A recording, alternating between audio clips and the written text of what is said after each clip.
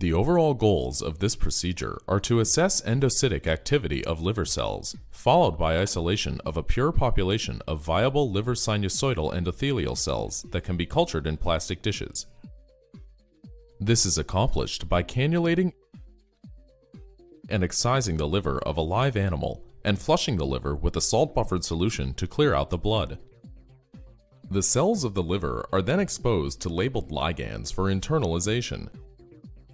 The next step is to digest the liver with collagenase to produce a mixture of liver cells in suspension. Next, differential centrifugation with Percol gradients is used to separate SECs from stellate cells, small hepatocytes, remnant blood cells, and cell debris. The final step is to separate SECs from Kupffer cells by adhesion on glass. In the end, viable purified SECs are obtained that can be assayed for ligand uptake and/or be cultured for downstream applications.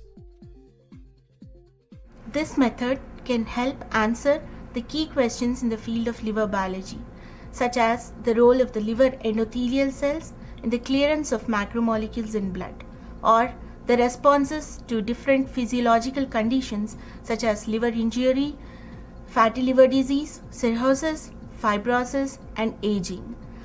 Unlike other liver cells, immortalized differentiated liver sinusoidal endothelial cell lines do not exist.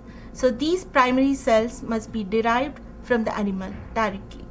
The procedure that we're going to show you today involves the purification of liver sinusoidal endothelial cells without the use of capital equipment like centrifugation and elutriation.